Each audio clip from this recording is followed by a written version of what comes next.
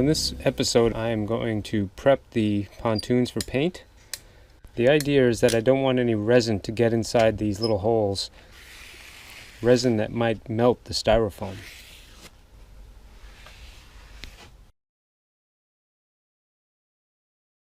Next up is fiberglass cloth. There's the chipmunks again. I'm speeding this part up because I don't want to make this an instructional video. I'm just going to give you a very quick overview. You can see I'm prepping the cloth here, and it's a really good idea to get it to fit as well as you can before you start mixing resin. You only have a very short period of time to work with resin, so you want all the stuff done before you start.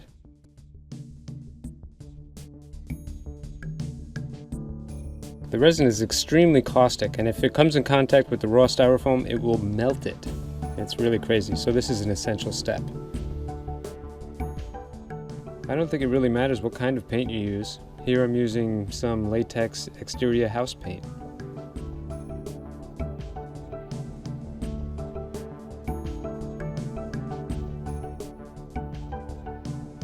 Here I'm just applying a red base coat, and that will show through the layer of fiberglass I'm going to put on, so that if the outermost paint ever gets scratched, the color that shows from underneath will be very similar.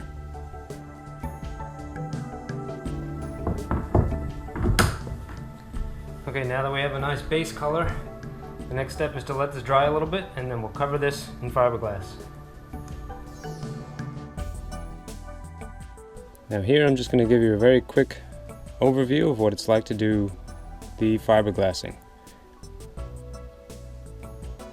Here again you see me prepping the fiberglass, trying to get it to fit around that skeg. And now that most of that's done, I'm going to mix up some resin. The scale zeroes out with the cup already on it, and then as I pour it in, I'm measuring the ounces in tenths. I think I measured 2.2 ounces, and that means 22 drops. 1 drop per tenth of an ounce. Piece of cake. Then I mix it up really good, scrape the sides, and apply it to the cloth. And as soon as the cloth is wet, it just clings to the pontoon.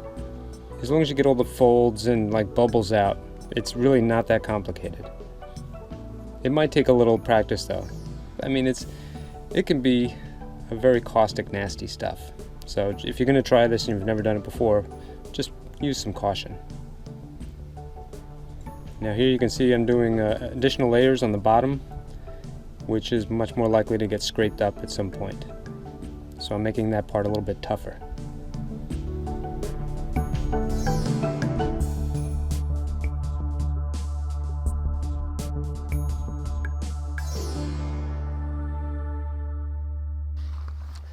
Well, here you go. Here's the 2 pontoons. This one has no fiberglass on it, and it weighs about 2.1 pounds according to my scales. And then I've got this one here, which has been clad in fiberglass, and it is weighing in at just under 4 pounds. So I've essentially almost doubled the weight of this pontoon by adding the fiberglass to it.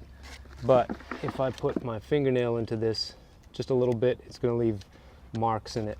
And if you hit it with your paddle or you come up on rocks or oysters, this is going to just get beat up after a while, and it's going to leave little styrofoam balls in the water, which we don't want. So any additional weight is going to be well worth it, because this is going to hold up a heck of a lot better with the fiberglass over it. So what I got to do now is sand down all these little things here, and then fill any little holes that are left with a little more resin, and then it'll be ready for a final coat of paint. Hey, bird, I'm trying to film here. Let's get back to work.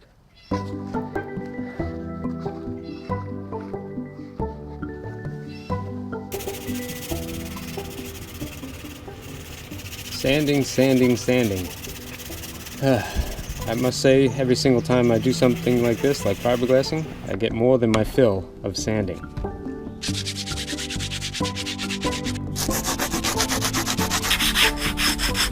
This is not my most favorite thing to do.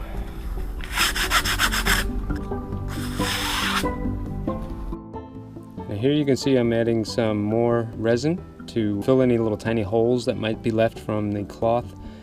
It'll give it like a smoother finish, and it wets out any of the cloth that might not have had resin in it already. Now it's just about ready for one last sanding and then one more coat of resin.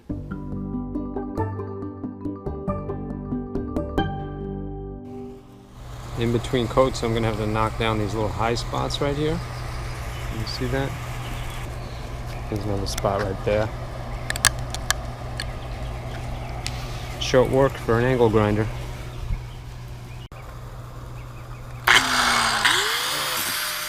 Now, whether you're using sandpaper or automatic equipment like I'm using here, sanding fiberglass is really gnarly. You can see all the little particles in the air suspended by the breeze. And those are little tiny pieces of glass. So I don't really have the best breather on there. I just have like a cloth over my face. But I also have eye protection and ear protection. And if you're going to do this type of stuff, just again, be forewarned. All that stuff I'm blowing into the air could very well wind up into your lungs. It's rewarding work, but it's really gnarly. Alright, this here is the second pontoon, I think. There's the first one on the shed leaning in the background. And this one's getting a final coat of resin. And I don't know how many coats I used, maybe 20 total, maybe more. That's a chip brush ruined every single time, a pair of latex gloves ruined every single time. It takes a little bit of doing, but when you're finished, it's really rewarding. I celebrated with an ice cream cone.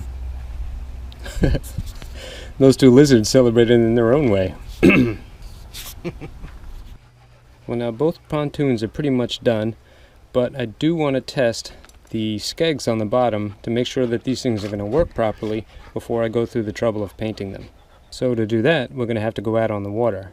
But first, the seat is finished, the pontoons are made, and the one last major modification I want to make to this kayak is to add a grab handle up front to help you in and out of this seat. You can see that Pelican has added a strap here already to help the rider get out and to have a little stability while standing. But I want something a little bit more substantial, and if you happen to be standing and paddling and you see a fish up ahead, I want you to be able to set the paddle down and grab a rod out of a holder right here and throw it out there in order to catch that fish. I had this type of setup on my original poor man's fishing kayak, and this one with the pontoons and it being red and building something up front, this is going to look more and more like my original kayak, which was a great success. So let's get to building.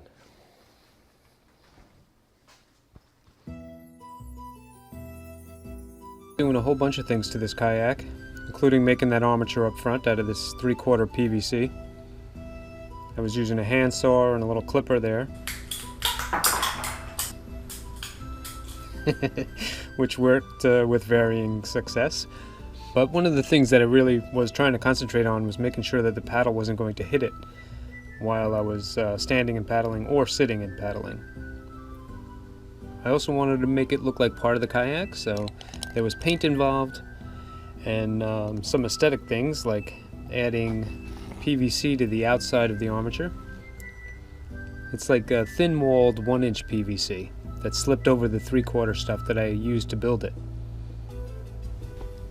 The idea was to make it look a little less like PVC and more like something that you might actually get from the manufacturer.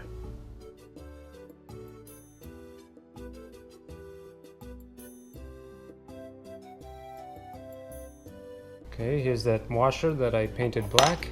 I'll put a little silicone down on this, and then I'll take this cup link, put a little bit of silicone right there, and put that in the hole like that. That'll be where my railing attaches to. On the inside of the kayak, I'll be putting a washer and a cap. This will hold that down nice and tight and make that waterproof. So any water that gets in there won't find its way to the inside of the kayak.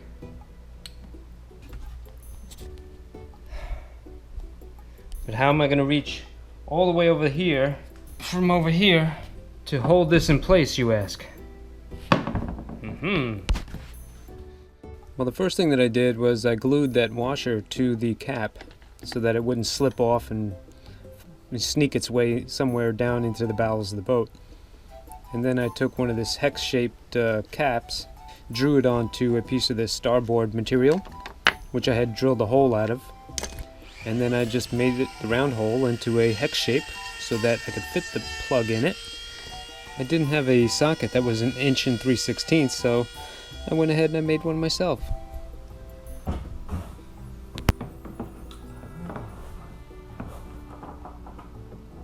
That'll do.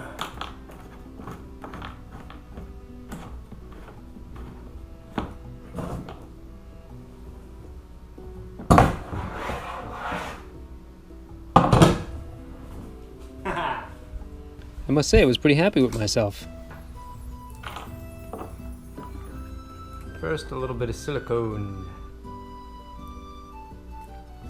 What I'm trying to do is kind of just show you guys some of the highlights and leaving out the little minutia of details that would have made this video an hour long. So if you have any questions, just leave them in the comments section below and I'll be happy to answer them. Meantime, just enjoy the video and watch me build something that I wasn't sure was going to work or not.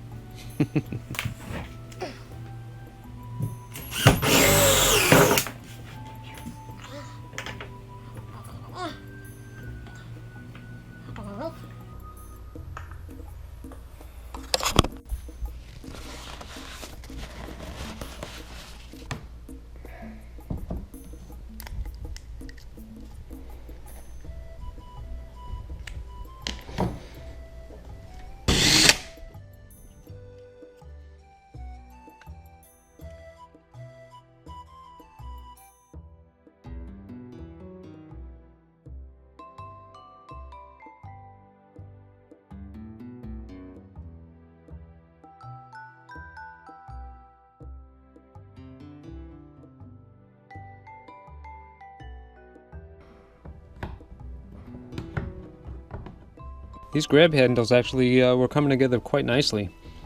And I wasn't gluing them in, but they were just kind of like being stuffed into those holes there and didn't feel like they were going to come out. I thought about using cotter pins to hold them in, but I think just like that would be fine. And here I'm building a brace out of that starboard material you saw earlier. And that's going to keep them from rocking back and forth.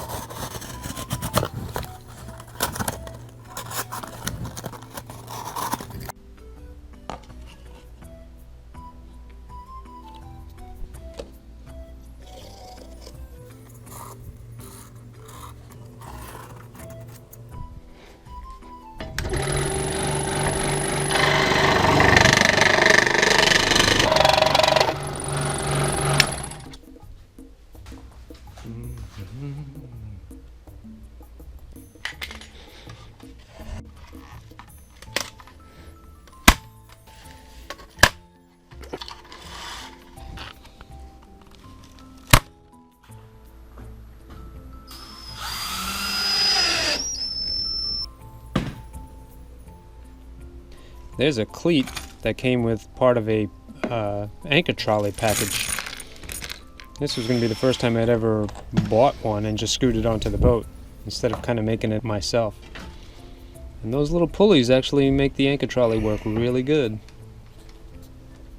I might have to buy one of these for myself someday. This kayak is now really close to being finished. One of the things I still want to do to it is add a cooler. You see over here there's an orange Coleman cooler. A little bit of paint and this should match that kayak just perfect. I'm going to put it in the back, strap it down so that the lid can be lifted just like on my old kayaks. And we'll have to get rid of that bungee back there. And on the back of it we'll put some rod holders so that you can reach from the seat behind the cooler to get the spare rods that you might have brought with you. I do think I'm going to reuse these bungees that came with the kayak to strap the cooler down.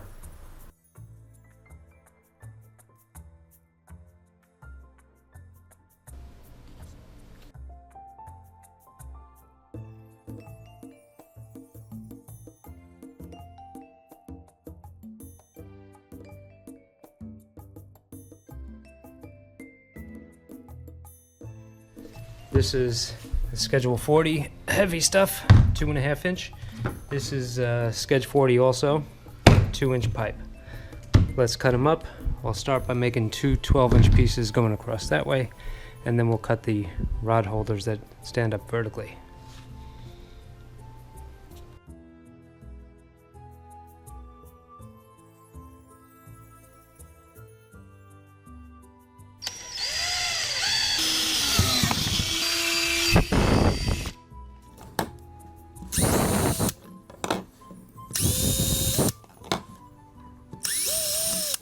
Using an extension on the screwdriver, using an extension on your drill bit makes this a piece of cake. Just make sure you don't strip them out when you drive it home.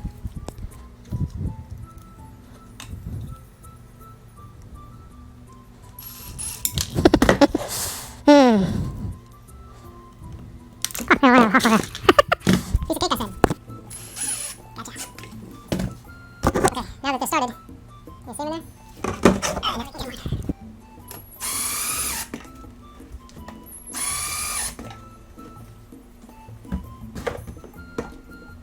You know, on these 2-inch pipes here, while I was drilling the hole so I can get the screwdriver through, I got some explosive tear out. That little piece right there shot out of there like 100 miles an hour. Make sure you wear an eye protection when you're drilling PVC. My goodness.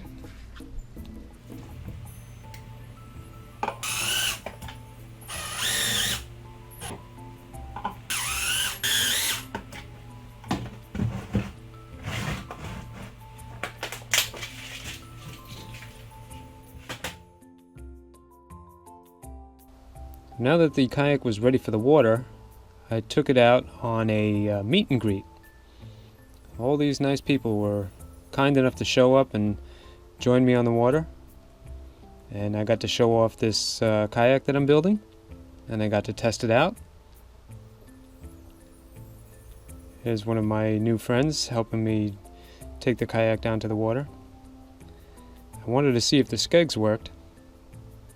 And again, I also wanted to just hang out with some of my fans, and both parts of that I think were a great success. But we'll have to wait for the next video to show you all about that.